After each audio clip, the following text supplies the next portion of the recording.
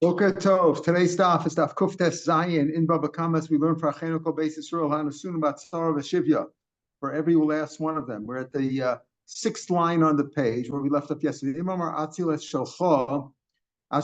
happened over here? We talked about there were two cases in the Mishnah. The first case was where one person came with his barrel of wine, which is less expensive than a barrel of honey, and the barrel of honey cracked, and the owner of the barrel of wine saw what was happening. So he said, he poured out his, and to save the other guy's honey. So he saved the honey, and the Gemara, the Mishnah said he's only entitled to his wage. He's not entitled to his loss of wine. If he said, well, listen, I'll save your honey if you pay for my wine, then he has to pay for the wine. Okay. So just keep the honey. Is it the honey heifer now? Oh, okay. The guy's going to lose it all. He's going to lose it. That's a good question. Is it right? If it would be actually hefker at that point, though, he hadn't done it. It's still safe. It was still in the man's hand. You're right. It cracked, and had it all fallen out that he hadn't given up yet. That's a good point. Had it been obvious, as we're going to see in today's Gemara, had it been obvious that he gave up on it, then he would have been able to collect it. But the question over here, he says, listen, if I save you, will you pay for mine? So then he has to pay for the wine, right? Then the owner of the honey has to pay for the wine. Says, why couldn't he say, I was just kidding? I'm not going to pay for your wine. Milo time did we not learn if a man was running away from a goyish jail where he was incarcerated, for let's say not for good reason or whatever it was. He was running away from the jail, and he came to the river and there was a ferry there. Omalo, he said to the ferry driver, Tul dinner, I'll give you $1. Like the wage was, let's say the fare was 10 cents normally. I'll give you $1 of avrenu and take me across. I'm trying to run away from the bad guys. He's only entitled to the 10 cents. He's not entitled to more. So what do you see? Alma Lei can say, I was just kidding. I was desperate, so I said, I'll say it. But can't he just say, I was kidding? I didn't really mean. In other words, when the owner of the Devash said, okay, I'll pay for your wine, he could just say, I was just kidding. I'm going to pay for your wine. That's why should I pay you anything? I'll pay you for your wage. I'm not going to pay for that. So here also, he can say, why can't he say also over here? At the end, the person who could the escaped prisoner could say, I'm just paying for your wages. I was just exaggerating because I was desperate, but I wasn't really serious. I was just fooling around. I was just fooling you. So just say, he says, hello, Dami, this is comparable to the Sefer. There's a different case there when he was running away from jail. He says, listen, take this $1 as your wage, and take me across the river. Then he's got to pay the whole $1. So the Gemara says, what? What's the difference in the ratio of the Sefer? Just because he said dinar zeh versus dinar, it's the same thing. He said, I'll give you $1 if you cross me over the river. So why in the ratio could he just say, I was just kidding, I'm just giving you the 10-cent fare? That's used to be what it costs on the Staten Island ferry, right? A long time ago. Umayshna Sefer. But in the Sefer, he says he's got to pay the full $1. Amar V'chama, that's the Sefer is speaking about B'tzayad, where the ferry wasn't simply a ferry driver. He was a fisherman, Hashol Dag Mariam, who would capture fish from the sea. With the Amar laughs, Dani Kavre Bezuza. I'll tell you why. You're giving me the $1 for my loss of income while I ferried you across. I'm not just a ferry driver. I catch fish. I'm a fisherman. And I could have caught fish during that time. That's why it's different over there. So over here, how is it? So that's why we say it in the Sefer, because he could have lost his money. So over here also, the guy could say, listen, I agreed to, behind him, the Tan Rash says, the Tani told him, because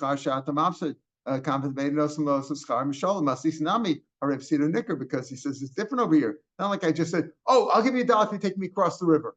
And then I could just say I was kidding. But over here, the man said, listen, I'll pour out my wine if you agree to pay me for the wine. I'll save your honey if you pay me for the wine.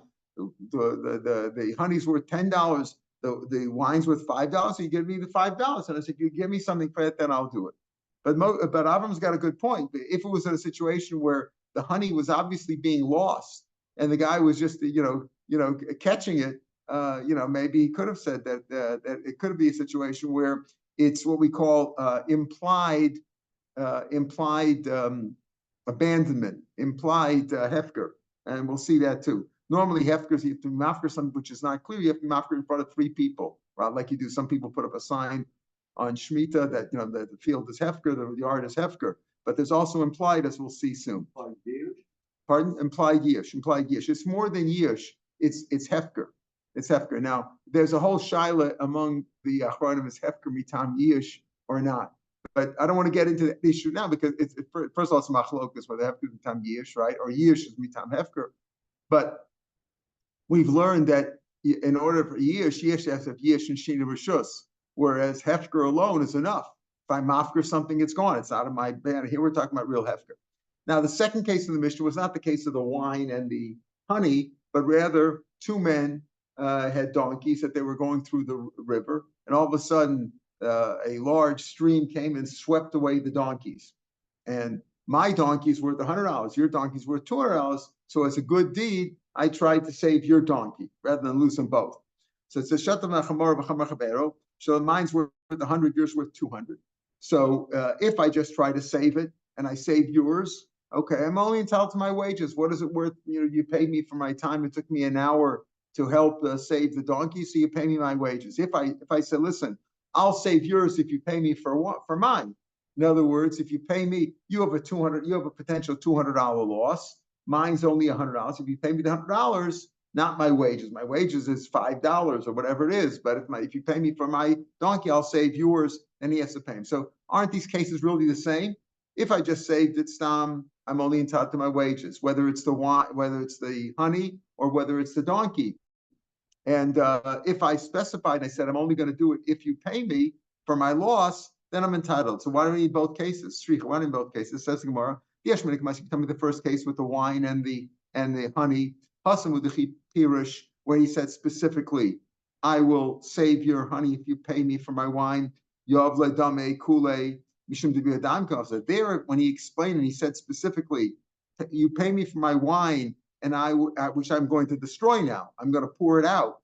If you pay me for my wine, I will save your honey, because there you can understand that since I said it, and I'm destroying my wine, I'm really throwing out my wine. You better pay me for the wine.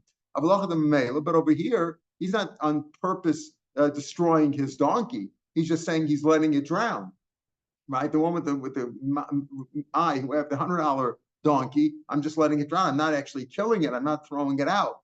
I'm not destroying it.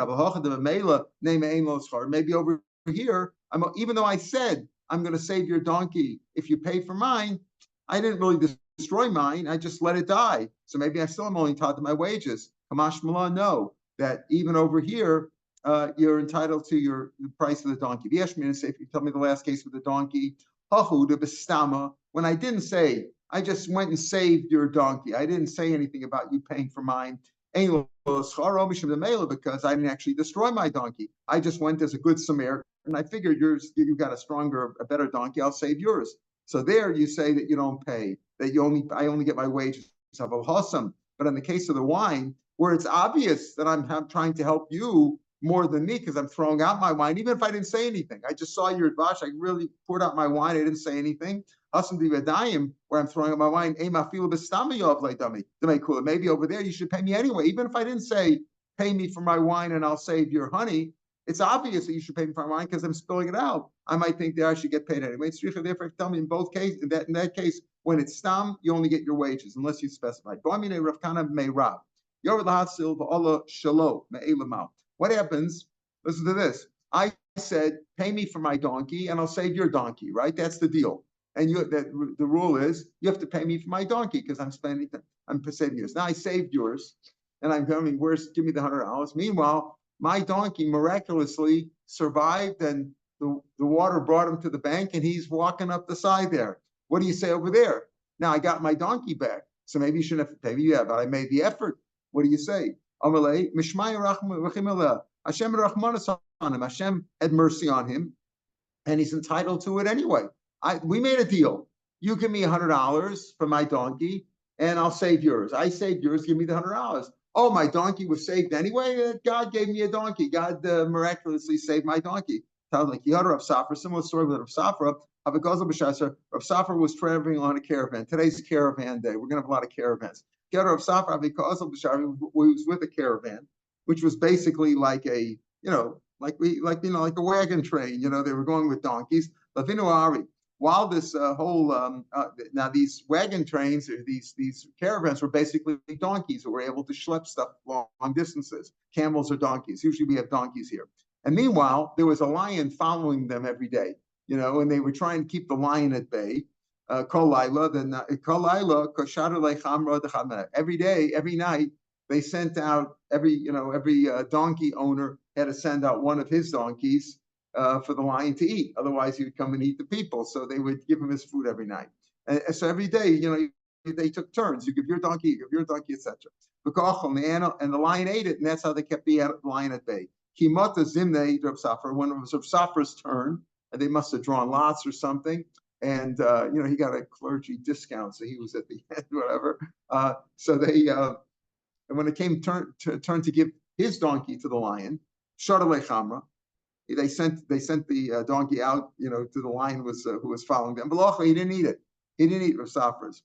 Rav Safra was Zachabe. Rav Safra went back and grabbed his donkey. Right. Why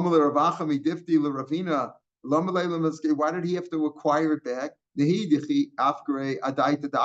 was mafgret, give it to the lion. He figured, okay, I'm giving it to the lion. He wasn't giving it to everybody else. And it's why wouldn't he get it back automatically himself? The answer is no, he did it. He did it just to be sure that nobody's going to contend with him. They're going to say, listen, everybody gave up their donkey. If your donkey survived, we should split it. Maybe somebody else will get it. He says, no, he only gave it for them, not for this one. So the same idea over here is that he was ochet to his donkey. That's like min hashamayim. He got his donkey back. He didn't really give it to anybody else anyway, but he's entitled to his donkey. Same thing over here with the donkey who survived the river.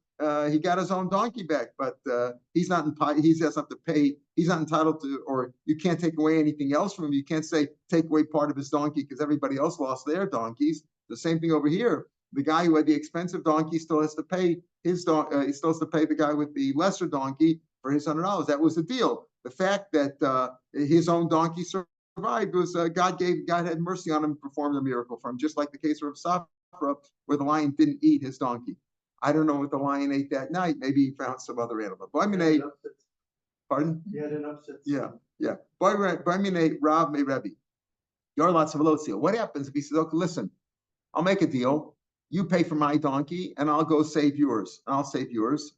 And he wasn't able to save it. He made an effort, but he wasn't able to save it now. Amarlo, Zushel, that's a question. He's entitled to his wages, but you didn't save my animal. The whole idea was, if I save your $200, you'll give me $100 out of that. But I didn't save the $200. So he's not entitled. That's like that deal. I'll save your $200 and you give me $100. He didn't save the $200. So he's not. All he's entitled to is his wages for his his hourly fee for helping him. What do you mean? What do you mean he's not entitled to his wages? You hire a worker. You hired a worker, a shliach, to bring some cabbage or some other herbs to a sick person. And when he got to that person, he found the man was dead already, or that he had recovered, and it wasn't necessary.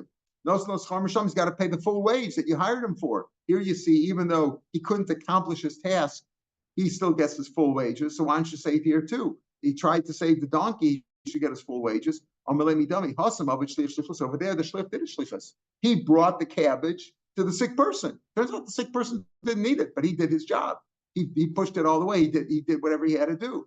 So here the shlichus was, save my donkey. He didn't save the donkey. He didn't have to go anywhere. The deal was save my donkey and get $100. Well, he didn't save the donkey, so he's not entitled to $100. There, the deal was take this over there. If you're a messenger service or a Federal Express and you take it there, your job is to take it there. Your job is not to worry about how the guy's going to eat it.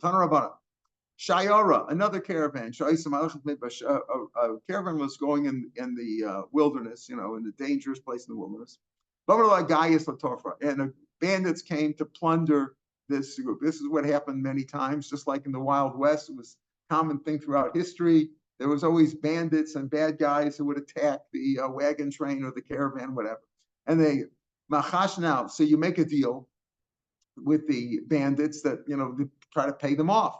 So machash mom and machash l'fashas. You figure it out, not according to, let's say there's 10 people in the caravan. You don't split it equally. You split it according to their assets, because the bandits are going to take the money, right? They're going to take according to the money there. So you split it according to the bandits. If one guy had $1 and another guy had $1 million, you don't say that each guy gives $1. The guy with $1 million stood to lose more. He's got to pay accordingly, proportionally, according to the amount of money that he had.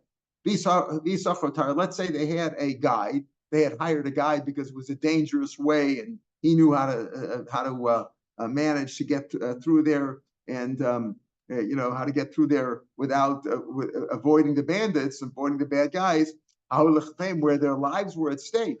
They needed a guide to make sure that their lives were at stake. Then you could even make a cheshbon according to the number of people, meaning that everybody's life is worth the same thing. So if you hired a guide, you pay the guide according to the number of people, not according to how much money they have in their wallet.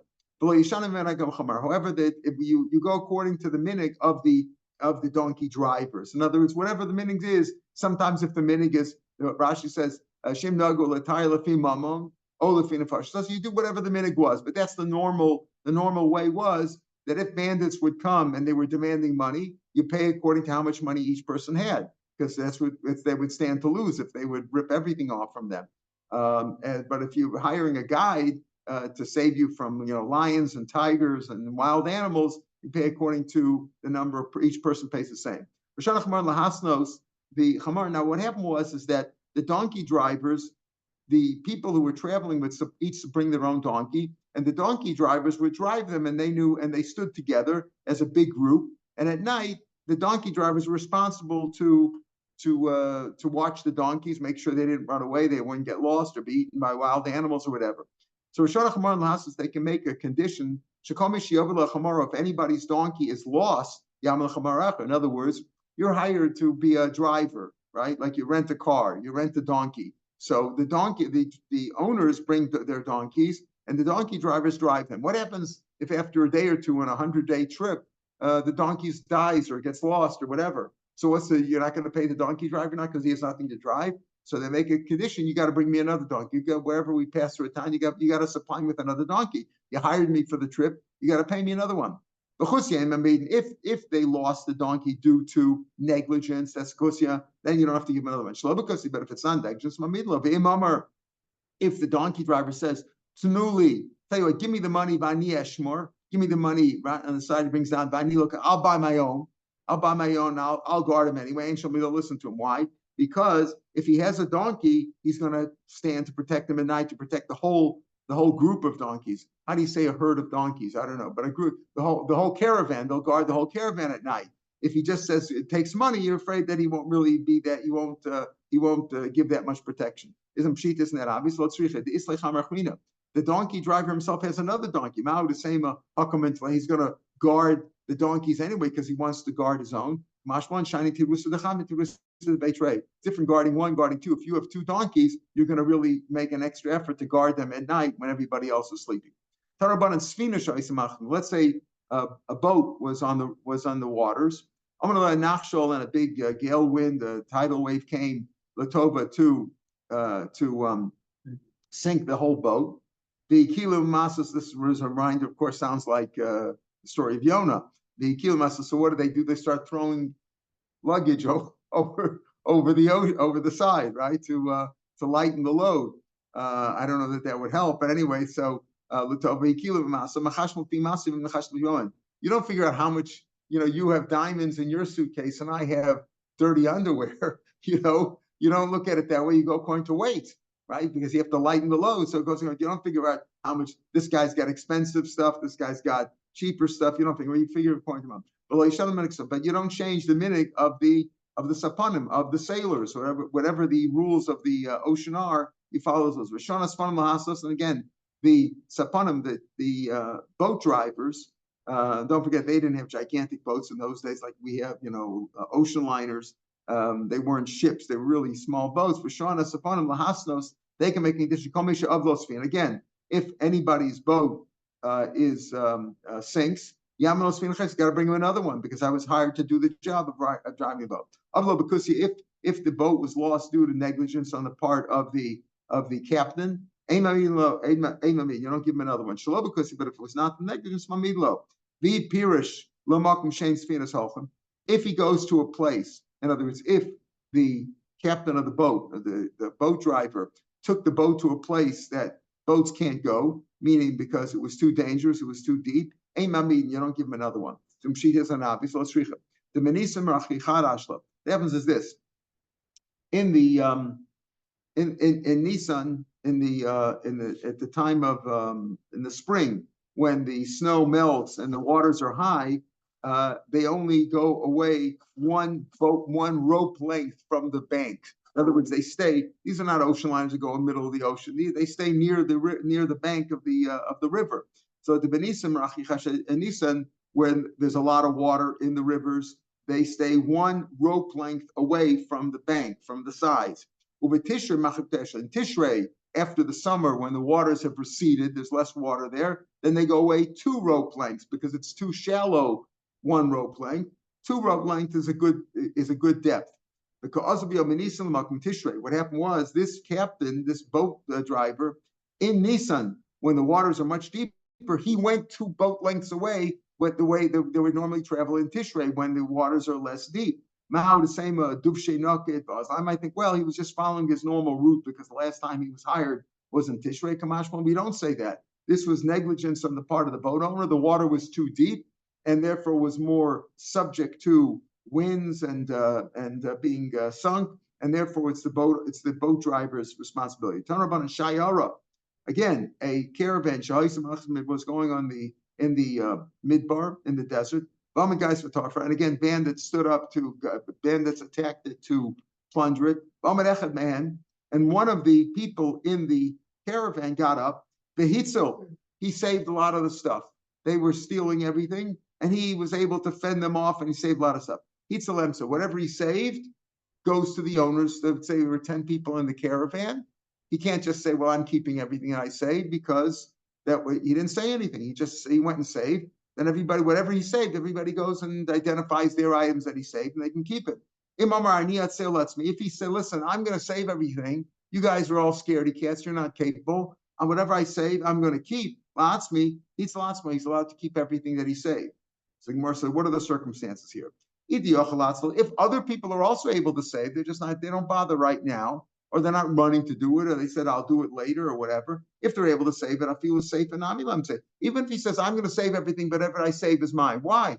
They're not giving up. The other owners are also not miyayish. They're not giving up. They're saying, look, you want to go get it? You're going to know. I'm not that worried. Maybe my stuff will be saved, and I could also go if I want to.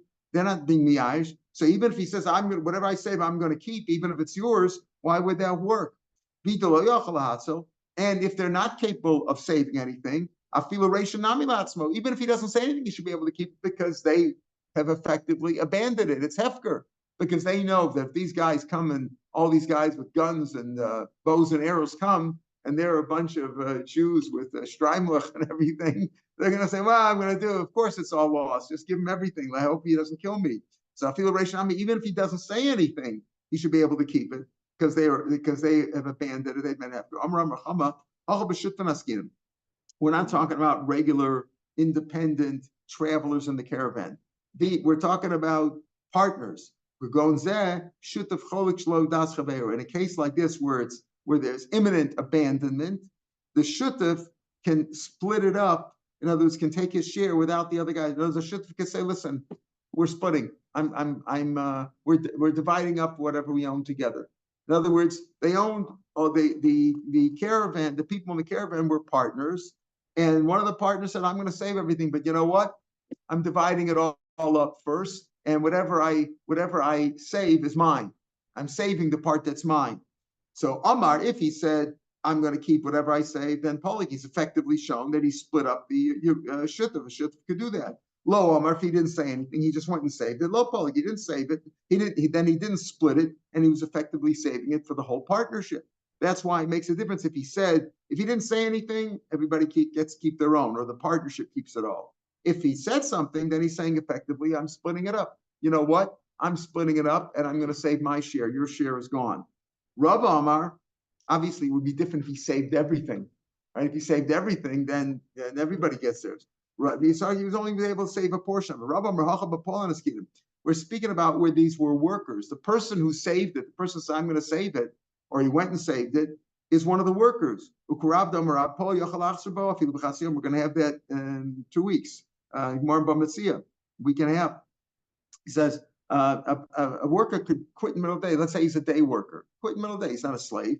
So he can quit in the middle of the day. The common law harder as long as he hasn't quit.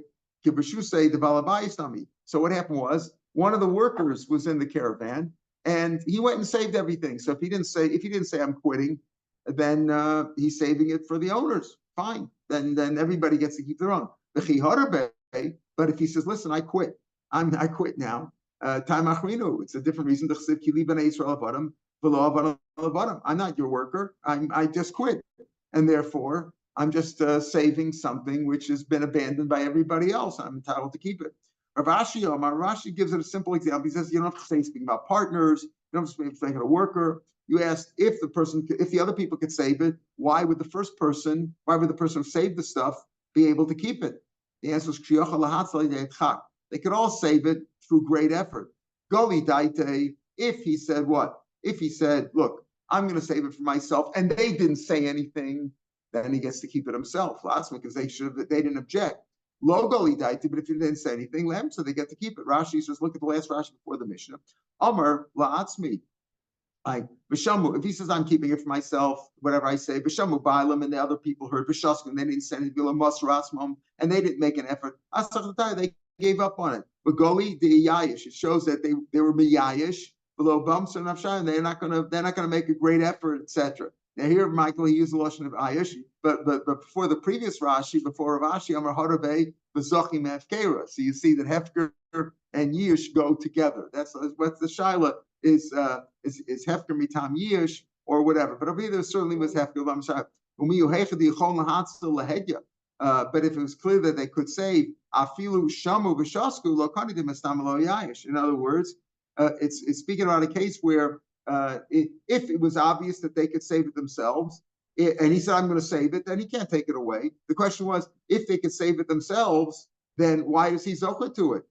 Why is zochah? Even he said the answer is they could save it, but through great effort. If it's obvious that they could save it, even if he says I'm going to keep it, that doesn't mean anything, because they could also save it. But here they can only save it through great effort. So if he said I'm going to keep myself and they didn't say anything, then it shows that he gets to keep it. That they were mavater, so to speak, and they didn't say anything. But if he didn't say anything, they could have also gone to help. They just didn't bother. They didn't know that was his intention to keep everything. If somebody steals a field, now technically you can't really steal a field; it only belongs to the owner. But he took possession of the field, and then other people, other bandits came and took it from him. There was one guy stole a field, and then bandits took it from him. If everybody's other fields are also being stolen at the time, right? At his field and other fields, so the Gazan can say, "Listen, it's not in my power. Here, take it. Your field, go get it from them. I didn't cause the harm. They would have taken this field anyway, possibly." Then he says, if it's because of the Gazlan, then Chayv, so he's got to give another field. The Gemara is going to say, what do you mean Machmas Gazlan? We just said it depends if there was other people, if it's the Masikin took it, then and it's a Makas Medina, he could just say, listen, take it. I can't do anything. He would have taken it anyway. And if it's not, because then it's obvious. So what's the Machmas Gazlan? The Gemara is going to explain. It's like Mandatani Masikin. If you use the word Masikin like as bandits, lo mishtamish is not a mistake. Mandatam matzikin lo mishtamish. Matzikin is like annoying, right? Mandatam matzikin lo mishtamish. Why dechsiv b'matzor u'v'matzo, with siege and oppression. So either way, matzikin is also oppressor. So mandatam matzikin. If you say matzikin as the for the word of the bandits, also lo mishtamish chsiv yorash in the curse it says yorash hat slotzal will be inherited by the locusts, the grasshoppers will take a mean. Yachsin sakah. Sakah is a kind of a grasshopper, will inherit it. So either way, we say that that the lashon of masikin, like sakah, like also both are good lashon. Masikin, sakah, or matzikin. Both of them lashon were referring to bandits. Imach masagasan chayev hechidami. What do you mean because of the gazan? Ilema dan suala aradide lo and suala kol yarasa. Right? If you're saying that he took his land and they didn't take the other people's land, so it's obvious it's because of the gazlan. It's just he's got to give him another field. If they took it only from him and they didn't take others, so it was obvious because of something that he did. Right? So Maresha Shamas, we saw in the Resha, if they took others, then he could shave a shafanecha. If they didn't take others, then the gazlan has to make good. Elo, low. Notice the word you have low here 3 times in a row. Elo, if it wasn't because of Makas Adina, then what? Then he doesn't get off. He can't say Haresha Chalapanecha. Says Gemara, no, lo tzricha. The Achli I go over here was what happened is Machmas Gazlan is that the Gazlan showed them this land. They were looking for land. And he says, here, take this piece of land, right? Shalo Gazlahu Atzmo. He didn't really take this land. In this case, that's what we mean over here. In Machmas Gazlan, in the end, the mission is not talking about where he didn't steal it at all. He didn't steal it himself. Ella, he heard that they're looking to steal lands of people. And he says, go take this land. This is a good piece of land. Maybe the Goyim forced him. They said, listen, give us some good land or we're going to take yours. And they said to him, so show us some good land. And he showed him that one among them too. In either case, the end of the mission is not part of the first mission. The first part of the mission is as if a guy steals a field and it was stolen from him by bandits, if they're stealing other fields, he can say, listen, I can't do anything. Yours would have been taken anyway. If they didn't take others, then he can't say that, and he's got to make good. In Machmas Gazlan means that the Gazlan didn't even steal it. He just showed it to the Goyim, and they took it from him. Hau Gavra, there's a story. We're near the bottom of the page, 4 lines. Hau Gavra, the wide line. Hau Gavra, the Achve, Achre, the Chita, the Bereshkusa. There was a man who showed a heap of wheat that belonged to the exilarch to the Goyim, and they took it. Also, Nachman. They brought him before Rav Nachman, this man. Chayver of Nachman l'Shlomer. Nachman made him pay because he showed the Goyim where this heap of wheat was. They wouldn't have known where it was. Listen carefully. So Rav Nachman was the posik over here. Rav Yosef was sitting in the back behind Rav Huna Bar Chia, like 2 rows back. Yosef Rav Huna Bar Chia committed Rav Nachman. Rav Huna Bar Nachman was sitting for Rav Nachman. He heard the psak din that they made this man pay. He didn't steal it. He just showed the Goyim where it was. So Rav Huna Bar Nachman was sitting in front of Nachman. Asked Rav Nachman, Dino Knasa, is that the law? That's the halacha, or you're just fining him because he was a bad guy, and you want to set an example. Amalei Masif the Mishnah. The Tanana Mishnah said, "Machmas Gazlan Chayv Lam Lo Soda Acher." If because the Gazlan didn't steal it, he just showed him where it was. He got to give him another one. All he had to do was show it to him. He didn't really steal it. So you see from our Mishnah that if you just showed them where the Jewish field was or the Jewish crop was, whatever, then you have to pay. So I'm basing on the Mishnah. Busted enough, like after Rav Nachman went out, Rav Yosef was sitting in the back, said to Rav Huna Bar Chia, "My nafkamina. Why do you ask him? Is it a din or a knas? Oh, din or knas. What's the difference if it's a din or a knas?" The Mishnah said that. So what's the difference of din or knas? Amalei idina. If it's a law, a regular gavina, we can learn other cases from there. Iknas or lagavina. It's a knas. Maybe it was a one-shot deal, and we don't, and we can't learn other cases from there. When we're not telling about knas, how do we know that we don't learn from a knas? A knas is a special halacha, like we say, halacha mashmishina. You can't derive other things for halacha mashmishina, because that was a special halacha. Here, not. So how do you know? How do you know that you don't learn from a knas? The time you listen to this. We're going to talk now about damages that you do to somebody where the damage is not evident. It's a hezek she'eino nicker. One of them is matama. You defile his produce, and it can't be eaten. The Tara, right? A kohen can't eat it. Or menasach, you make it avodah zarah, right? Also, you can't see it, but it's also now. Chazul, they said, so even though those are hezek she'eino nicker, usually lo shmei hezek, the rabbi said, fine, you have to pay for them also. Chazul, then they added on afamadame. Even if you mix truma into somebody's chulin. Now chulin is worth more money, could be sold to anybody. Truma can only be sold to a kohen. So you've diminished its value, let's say by 50%, right? So the first 2 cases, you totally made it worthless, right? It's a metame manasach, you can't use it at all. The kohen can't use it at all. If it's a medama, okay, you've diminished its value. Afa medama. Chazu ein lo, chazu lo. Only because they went back and they paskin that way. They added on to the takana. My time allowed mishum the knasu. Why did they have to go back and say originally they only said you have to pay for matama and asach? Those kind of has a chain and ikar. Then they added on even madama where you didn't lose all its value, just partially. You diminished its value. My time lamishim the knasu isn't because this is a knas and knasu gaminamine. So here you see it's a knas you can't learn. So that's why you wanted to know, is that psak from our Mishnah that Rav Nachman based on, is that a knas or is it halacha? So he says, no, that's not the reason. Mikara, that's not because of the knas. Mikara sarvi lefsid meruba chashu. The rabbi's worried about hefsid meruba where you lost a lot of money. You were matami or you're menasachit, then can't be used at all. Lefsid muad, where it was only a small loss, like the case of madama, where you mix the chulin with the truma, and therefore the chulin was diminished in value. Lo chashishu. They weren't that worried about a small loss. And they figured sarvi lefsid muad nami chashu. It was not because of a knas. It's just because originally they said we're gonna